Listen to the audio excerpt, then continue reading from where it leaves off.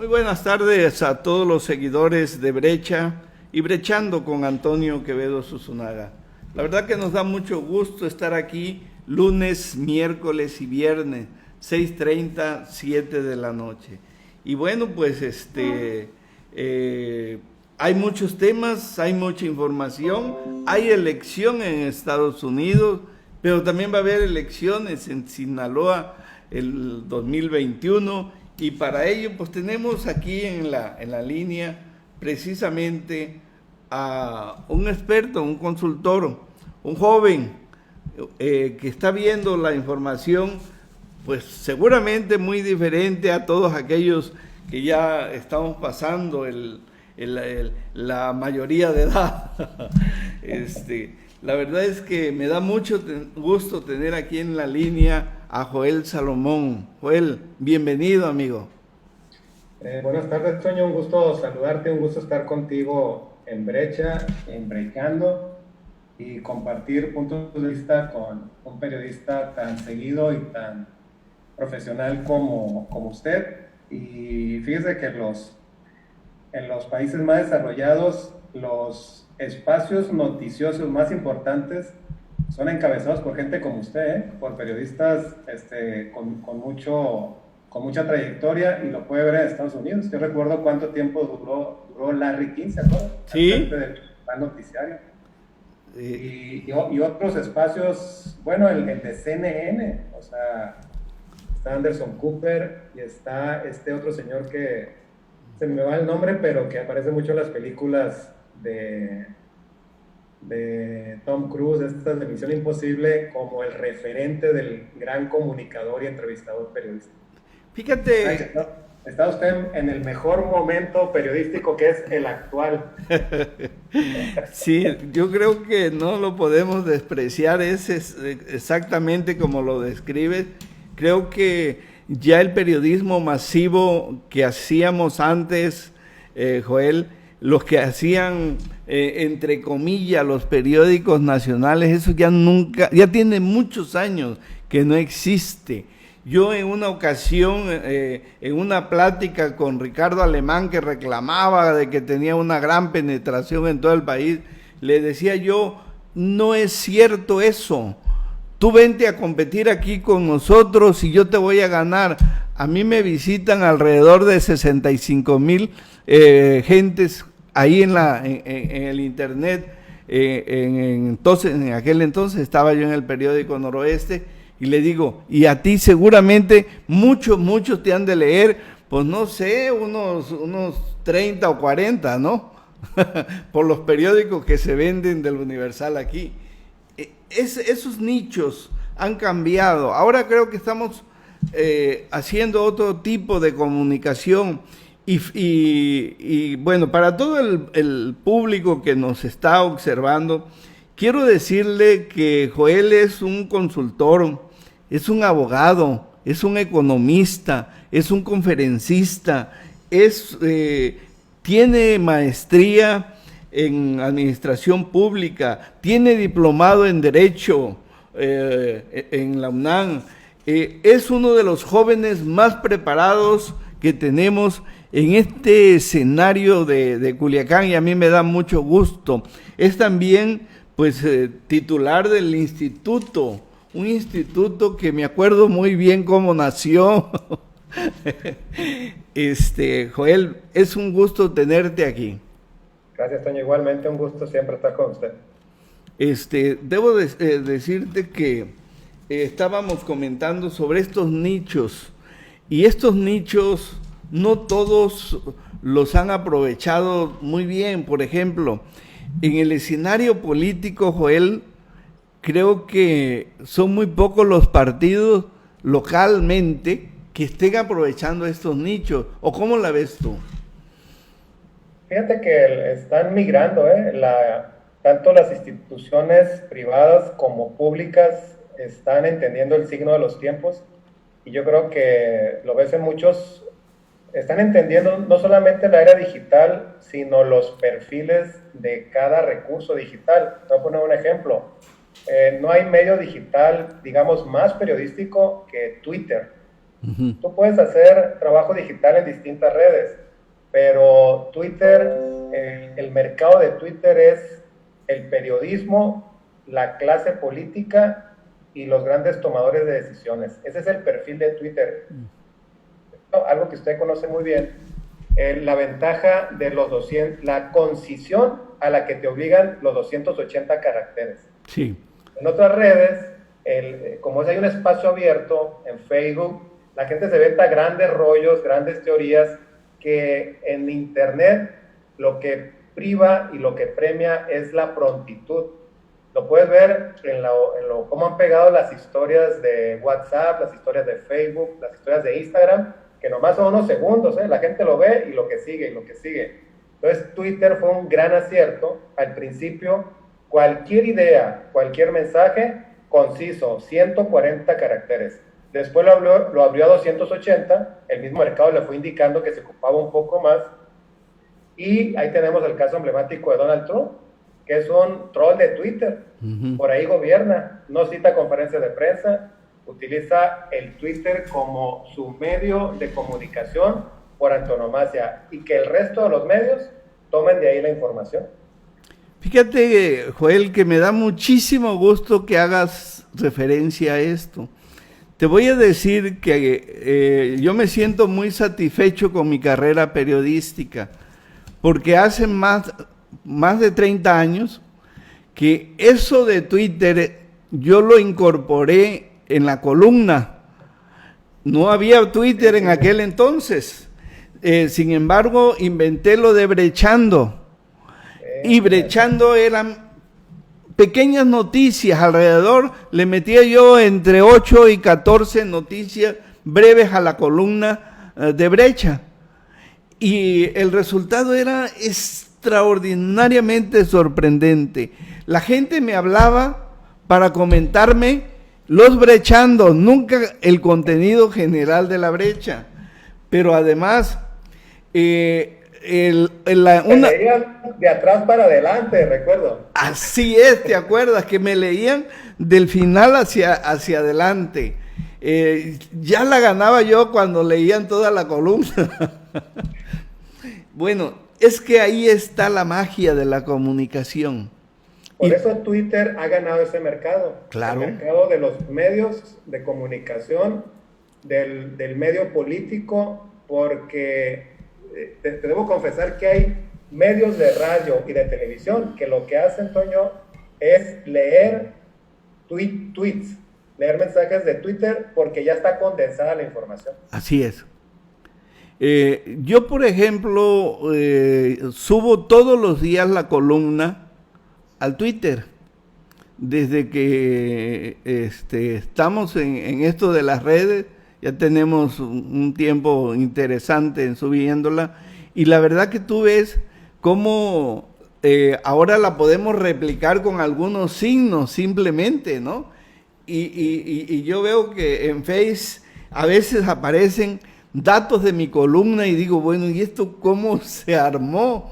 Sin embargo, considero que es que están retomando cosas, y cuando alguien abre alguna columna o pronuncian la palabra brecha o algo, pues ahí están las columnas mías surgiendo, ¿no? Es algo, parece algo mágico esto de la comunicación, pero así es. Fíjate que tu Brechando, efectivamente, yo creo que fue una anticipación del formato Twitter, y sabes que a mí me pesa mucho, los fallecimientos son lamentables, pero coincidirás conmigo que nos pesan mucho aquellas mentes brillantes que se nos adelantan, y a veces quisiéramos pensar qué reflexionaría en este momento un Octavio Paz, un Carlos Fuentes, un Granados Chapa, claro, Carlos Castillo Peraza, etcétera, etcétera, grandes personajes. Y yo digo entre mis amigos, quien sería el rey de Twitter, sin duda, sería el gran escritor mexicano fallecido, Carlos Monsiváis. Por cierto que acabo de ver una foto tuya con él, con Carlos Monsiváis. Sí, la verdad que me da mucho gusto, estoy totalmente de acuerdo. Yo tuve una amistad bastante importante con Carlos Monsiváis, porque coincidimos en la revista Proceso.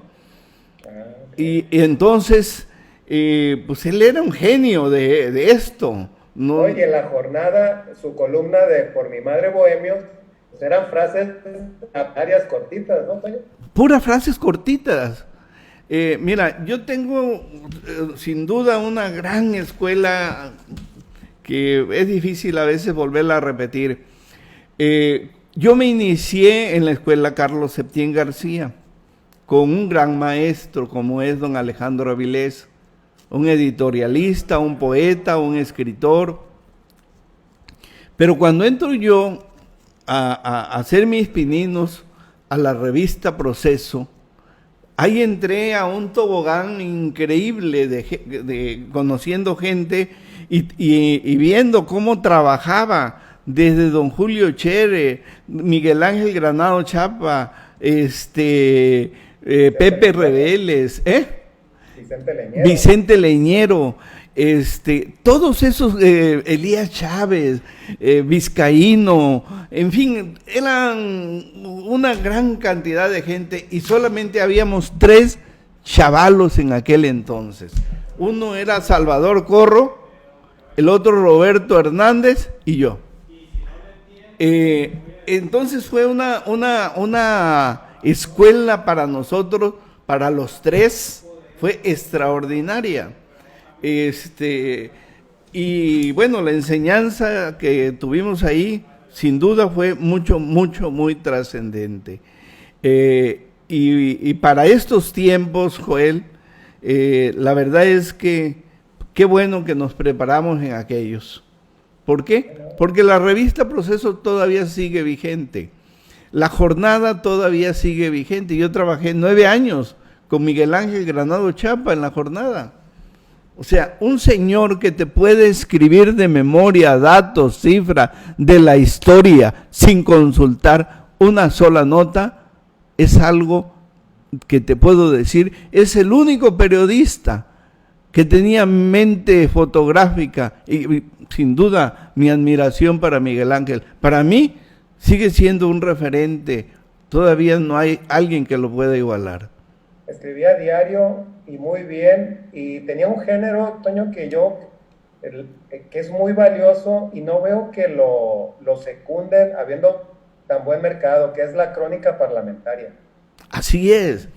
Fíjate, también la crónica parlamentaria la hacía Elías Chávez, que era un gran cronista. Y la verdad es que, pues, que si a alguien le quería uno aprender, bueno, todavía pueden consultar sus columnas y van a ver cómo traen todavía esa fuerza, ese vigor de la comunicación, ¿no? Granado Chapa, que fue de los consejeros ciudadanos del IFE, por allá en el 94. Así es, así es. Entre otras actividades que hacían, ¿no? Entre otras actividades. Y bueno, pues ese es el contexto de todo este esquema que estamos viviendo, que están viviendo los partidos y que están viviendo cada una de la familia que establece comunicación a través de Zoom, a través de cualquier red que los está comunicando entre la familia. Eso es muy interesante. Pero, Joel, yo te invité para analizar cosas de partido y la verdad es que tengo aquí muchas interrogantes. Me llamó mucho la atención una encuesta que comentamos de réplica, ¿no? Sí, contrarréplica. Contrarréplica, donde el resultado que se observa ahí es de que el 42.2% para Héctor y el 32 punto y fracción para Rocha, muy abajo el 13% para Jesús Valdés, el 6% para Manuel Cloutier, ¿no? A ver, tú estás metido en esto, tú eres encuestador, tú eres un analista político, ¿cómo lo ves? Fíjate que sorprendió esta portada del periódico Contrarréplica, que es un medio de la Ciudad de México, porque estábamos acostumbrados, Toño, hace unos días, que será de un mes para acá, con muchas encuestas que han circulado por medios digitales de empresas que ni siquiera existen en las redes sociales, ni siquiera hay una página web, con resultados muy extraños de gente que ha estado fuera del foco mediático y de repente lidera estas encuestas. Y Contrarréplica revisa las 15 gubernaturas y en el caso de Sinaloa, cosa que no hacen algunos medios nacionales que no conocen los partidos locales, hay en la mitad de las entidades federativas hay partidos locales. El partido sinaloense es efectivamente el partido local con más alta votación. No hay, por ejemplo, un partido local que alguna vez yo creo haya sacado más del 10%, y el PAS debutó en 2013 con el 14%. A nivel estatal, en Sinaloa, Héctor Melesio Cuen Ojeda es uno de los políticos que es más constante, no solamente en trabajo de tierra con la gente, sino en redes sociales. Y aquí sí hay la ventaja de las redes sociales es que no te puedes hacer popular de la noche a la mañana. Ahí sí hay una frase muy, muy correcta de Héctor Cuen, que la puedes trasladar de la política tradicional a la actual. En política, los amigos o la popularidad se hace antes.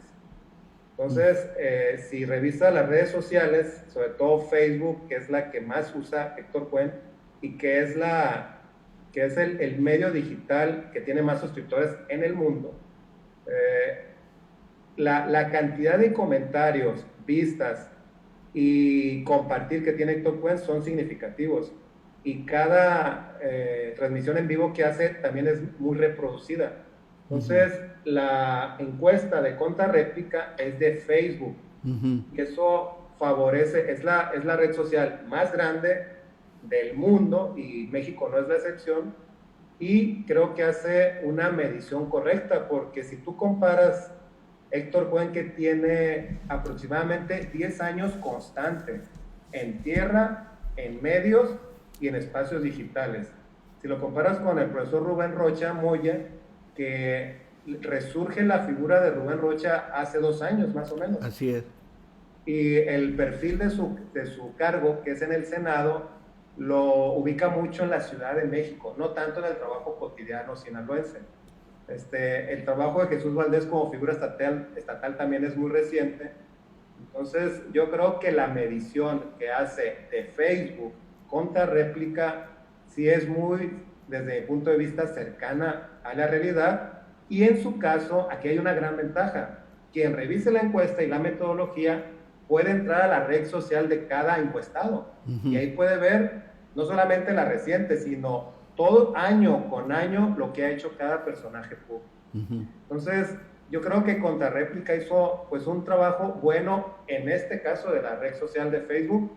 Faltaría revisar ahora encuestas serias de tierra, porque como lo mencionaba usted en la columna de Brecha, es muy distinto un sondeo a una encuesta. Así es. Una encuesta está basada en una muestra representativa del universo de votantes. Entonces, si la lista nominal de electores sinaloense tiene 52% de mujeres, la muestra, los que sean 1,000, 2,000, tiene que ser 52% de mujeres.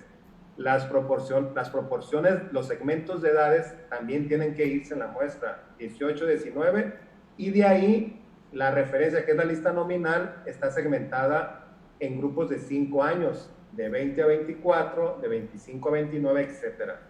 También debe la muestra ser representativa de los niveles socioeconómicos que tiene Sinaloa, tiene que ser representativa del comportamiento electoral y muchos criterios que los encuestadores dominan perfectamente para que el resultado sea efectivamente una proyección del universo.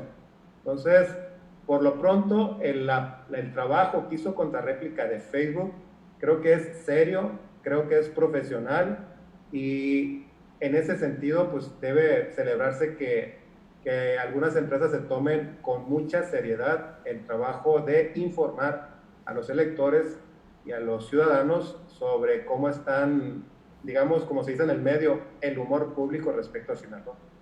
Sí, fíjate que incluso yo después de haber hecho y retomado esos datos de réplica, contrarréplica, me metí al medio para revisar sus informaciones, sus contenidos, y me causó una muy buena impresión, porque incluso trae datos muy relevantes en relación al proceso electoral de Estados Unidos. Quiere decir que tienen profesionales que están trabajando muy bien la información. Es un medio serio, ¿eh? No está en el top de los, digamos, de los 5 o 6 periódicos líderes que serían Reforma, El Universal, Milenio, Excelsior, El Financiero, El Economista, pero digamos que está dentro de los 10 medios, 10, 12 medios de referencia, y la gama de opinadores también está balanceada, es gente profesional. Y fíjate, curiosamente, yo creo que es la primer nota que saca del partido sinaloense, ¿eh? Sí, yo creo que sí. Porque eso habla de que por lo menos hay un detalle profesional. Si vas a encuestar, y te lo digo como parte de este gremio, cualquier entidad federativa, Toño, lo mínimo que hace un medio profesional es ver los archivos del Instituto Electoral Local para ver qué institutos tienen registro local y cuál ha sido la trayectoria en los procesos previos. Entonces parece ser que Contrarréplica sí hizo ese trabajo, y la nota en general es muy seria en las 15 gubernaturas. Uh-huh. Oye, Joel, de acuerdo a todo esto, me estás diciendo, me has comentado que Héctor Melesio tiene una base alrededor de 250,000 electores que son los simpatizantes, digamos, fuertes o firmes dentro de estos escenarios. Él se va solo en este proceso electoral, y si se va solo, ¿hay posibilidades de que gane? Fíjate que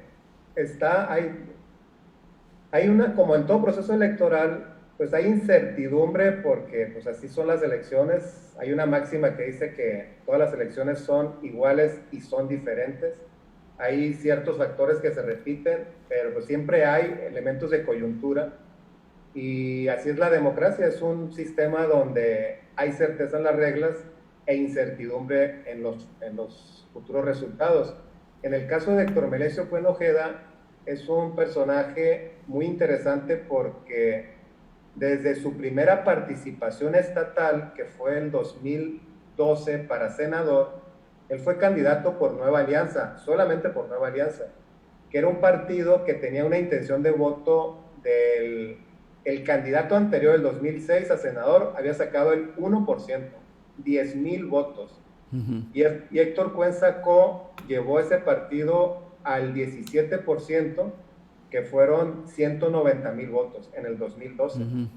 De ahí compitió para la gubernatura en 2016, igual a nivel estatal, sacó 270,000 votos, y en el 2018 para el Senado fue el único candidato local que no lo arrastró la ola de López Obrador y sacó su misma votación, 250, 260,000 votos.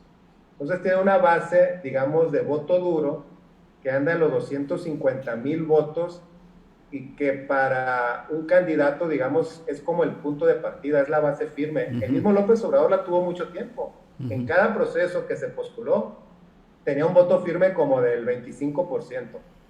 Y sucedió lo que aspira todo candidato, que llega un momento en que a tu voto duro se le sume, digamos, un humor favorable, uh-huh, un hartazgo con las opciones diferentes a la tuya, y ese sector de los electores switcher que cambian, que son blandos respecto a una preferencia electoral, pues se vayan contigo.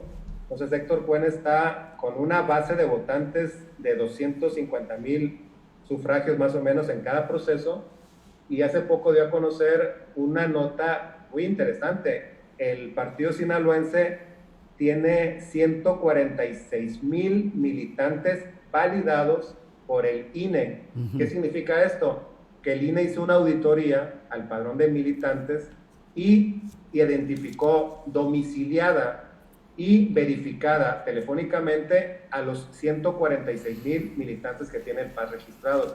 Te voy a poner un referente. Morena a nivel nacional, Toño, tiene validados 400,000. Y el PAS a nivel estatal 146,000.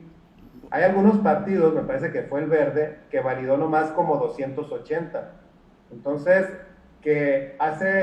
fue hace como 6 meses, el PAS validara que tiene 146,000 militantes firmes, domiciliados y verificables, habla muy bien del punto de partida que tendrá Héctor Cuen para el proceso electoral.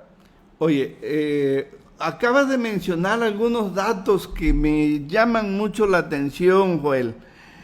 Que el hartazgo, la ira, la inconformidad, o sea, son conceptos que reflejan ánimo, ¿no? Un estado de ánimo. Sí, claro, las elecciones son emoción y pues hay una elección racional, pero hay un sector del mercado electoral importante que se va por la emoción y es donde, digamos, como se dice coloquialmente, pegan el chicle los candidatos carismáticos. Si vemos el caso de Donald Trump, es increíble cómo con todos los problemas económicos de la pandemia que tiene Estados Unidos, estuvo cerca, pues ojalá y no, estuvo cerca de reelegirse, ¿eh? Y se explica por una razón, entre muchas otras, de carismático. Donald Trump innegablemente es una especie de showman, es un hombre mediático, y si ves al adversario, a Joe Biden, pues es un tipo racional, sensato, prudente, pero cero carisma, ¿eh? Tiene el carisma de un poste de la luz, yo creo, y está muy lejos de los carismáticos candidatos que ha producido el Partido Demócrata, ¿eh? Si te vas para atrás, Obama, Clinton, John F. Kennedy, fueron grandes personajes mediáticos, que la verdad Biden no tiene mucho que ver con ellos. Sin embargo, hay que reconocer también que ha sido fue el senador más joven en su momento de Estados Unidos y se reeligió por 36 años. Entonces, digamos que el perfil de él en su entidad, pues yo creo que gustaba, pero a nivel nacional, tú veías los eventos de Biden y de Donald Trump, pues Biden, un discurso sensato, coherente, pero ves lo de Donald Trump y los fanáticos nativistas que siguen a Trump emocionados con su discurso, ¿eh? Si Donald Trump ganó Florida, por ejemplo, uno de los eventos que yo recuerdo de Donald Trump recientes fue y se reunió con la brigada 3200 no sé qué, es la famosa brigada que invadió Bahía de Cochinos en Cuba. Entonces, en Miami, todo el exilio cubano tiene como héroes a los invasores de Bahía de Cochinos. Entonces, son votantes republicanos y Donald Trump se reunió con ellos en el condado de Miami y se llevó todo el voto del lobby cubano, que es muy numeroso, ¿eh? Es la minoría más activista porque el conflicto con Cuba es muy fuerte y con el endurecimiento de la política de Estados Unidos hacia el régimen castrista, pues los tiene en la bolsa. Y yo creo que, por ejemplo, ahí Biden no tenía ningún discurso con ellos, ¿eh? Y el acercamiento de Obama, blando, con el régimen que no sirvió de gran cosa, no se avanzó, pues decepcionó mucho a ese sector. Y yo calculo que debe haber como 1 millón, más o menos, de votantes descendientes del exilio cubano. Nomás te voy a poner un ejemplo. El éxodo de Mariel, que fue en el 80, fueron 120,000 cubanos que se fueron en lanchas, huyendo en el gobierno de Jimmy Carter. 120,000 cubanos. Eso fue, Toño, hace 40 años. Entonces, las personas, esos 120,000 personas, si los que estén vivos, los hijos de ellos son votantes ahorita en esa zona de Miami y pues le dieron el triunfo a Donald Trump. Y yo veo, por ejemplo, en redes sociales a esa gente que Trump los tiene emocionados, a sus votantes. Y en el caso de Biden, pues venturosamente parece ser que va a ganar, creo que es la persona correcta, pues no, era un tipo carismático y casi se le estaba yendo la presidencia. De hecho, anoche ya estamos muy tristes todo el mundo. Oye, Joel, aquí, por ejemplo, regresando un poco aquí al escenario de Sinaloa, hoy renunció a la Secretaría de Pesca, debió haberlo hecho antes, Sergio Torres, para ya buscar formalmente la candidatura. Pero también está Gerardo Vargas Landeros, que son personajes de la política, que son experimentados, que han tenido cargos y que ahorita nos preguntamos, ¿tienen alguna posibilidad o cuál es el escenario de ellos? ¿Cómo van a incidir? Encuestas serias como esta de contrarréplica pues no los toma en cuenta. ¿Qué pasa con ellos? Fíjate que yo siento que los partidos, los que manejaban la encuesta de contrarréplica, Morena, Partido Sinaloense con Héctor Cuen como candidato, el PRI, el PAN, son los partidos de tradición, y el Partido Sinaloense del 2012 a la fecha, son los que tienen posibilidades y una base de punto de partida para buscar ser mayoría. El resto de los partidos, hay que recordar que también va a haber 3 partidos nuevos, pero que no van a ser, digamos, alternativa porque su oferta, Toño, es que simpatizan con la Cuarta Transformación. Y la Cuarta Transformación ya tiene un partido, que es Morena. Entonces, como que el discurso de esos 3 partidos es un poco como insulso y pareciera que no buscan votos, sino otro tipo de objetivos políticos. Entonces, tanto los Sergio Torres como Gerardo Vargas, primero habría que ver en qué partido político aterrizan para ser postulados, porque también la temporada de la novedad de las candidaturas independientes creo que ya pasó de moda. Creo que se dieron cuenta algo que muchos hemos comentado: una candidatura independiente realmente pues es un partido, es un micro partido, pero a diferencia de un partido que es una colectividad que busca crear un proyecto a largo plazo, la candidatura independiente, y hay que decirlo con rudeza, es un proyecto personal de corto plazo, no hay institucionalización de un proyecto político. Entonces hubo una moda, esa ola pues ya pasó, y yo dudo que estos personajes que mencionamos se vayan a acoger a la figura de candidatura independiente. Yo creo que buscarán algún partido. Sergio Torres escucha mucho que se ha acercado a Movimiento Ciudadano, y Vargas Landeros, yo pensaba que iba a regresar a redes sociales progresistas, pero como que su estrategia persiste en querer, no sé cómo, ser candidato de Morena, que es algo complicadísimo. Creo que es complicado para los que están dentro de Morena ser candidato, para él que es una especie de outsider en Morena. Sí, yo la verdad no lo veo, o cuando menos la gente de Morena con las que he platicado, no lo ven como un posible candidato de Morena. Observan, por ejemplo, a Rubén Rocha, observan a Guillermo Benítez, observan a Jaime Montes y algún otro morenista, pero a Gerardo no lo ven, y a Sergio yo no sé quién lo vea, pero la verdad es que creo que a veces hay ciertas terquedades nada más para buscar espacios políticos. Yo supongo que buscan alguna diputación federal o local, o no sé.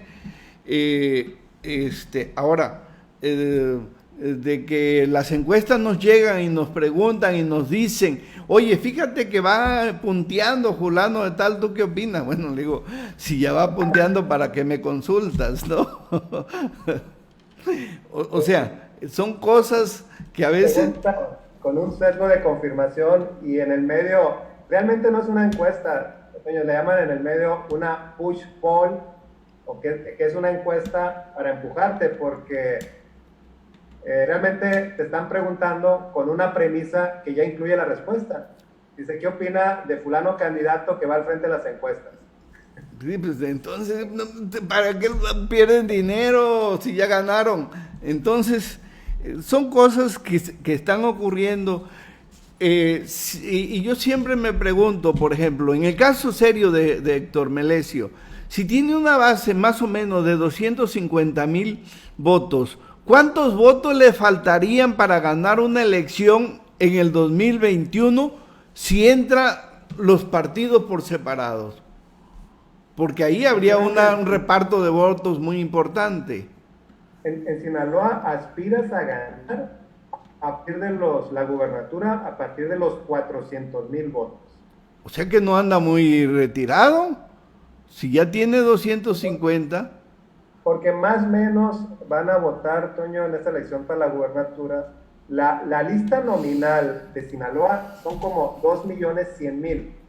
Entonces, una proyección sencilla es que votan el 50, el 60% cuando está en juego la gubernatura. Entonces va a votar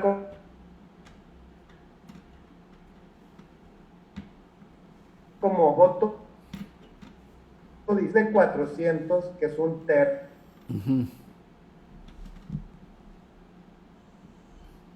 Menos, está entre 400 y 500,000 votos lo que ocupa un candidato. Ok. Pues es muy interesante esta reflexión tuya. Yo quisiera y te quiero comprometer, pues ya estás aquí y como dices, se me hace fácil comprometerte públicamente para que más adelante, Joel, volvamos a platicar sobre el curso que llevan las campañas. Creo que la cercanía nos ayuda a hacer valoraciones bastante objetivas, ¿no? Con gusto, Toño, muchas gracias. Yo en el caso, por ejemplo, yo veo en la boleta a Héctor Cuen con toda la trayectoria que ha tenido, el activismo, el contacto con la gente y la rutina de trabajo que muchos le conocemos, ¿no? En Morena realmente yo no veo otro candidato que no sea Rubén Rocha.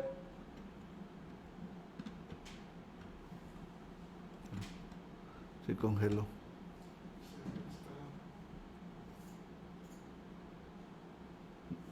Ahorita bien. Es que está... Dos factores de política práctica que ponen a Rocha muy cerca de la candidatura. Una, tiene el apoyo público, yo lo he escuchado mínimamente en 2 eventos, del coordinador de los senadores, Ricardo Monreal, y tiene otro apoyo muy importante, que es el del presidente López Obrador. Sí. Se ve la simpatía de López Obrador hacia Rocha y que se remonta, a algunos nos tocó ese proceso, a la elección de 1998, donde el candidato a gobernador de Sinaloa, Rubén Rocha Moya, coincidió temporalmente con el dirigente del PRD, Andrés Manuel López Obrador, y Rocha Moya en el 98 fue un muy buen candidato, hay que decirlo, del PRD, que lo mandó del 3% que sacó en 1992 a un 17% en el 98. Muy importante. Entonces parece ser que por lógica se entabló ahí una buena amistad que se comprobó y a algunos nos sorprendió le alcanzara a Rubén Rocha para ser senador encabezando la primer fórmula en Sinaloa, al Senado. Pues ahí están los datos, ahí está la información. Y bueno, me parece excelente esta exposición que haces, esta información que viertes a todos los que nos están dando seguimiento. Y yo te agradezco mucho, Joel, que hayas aceptado esta invitación y te emplazo a que próximamente sigamos platicando sobre estos temas. Con gusto, Toño, y siempre un honor poder compartir con usted los espacios periodísticos que siempre ha encabezado y que tiene un auditorio que lo sigue desde hace mucho tiempo. Muchas gracias, Joel Salomón, un consultor, un encuestador, un estudioso de los mercados electorales. Muchísimas gracias, Joel. Gracias.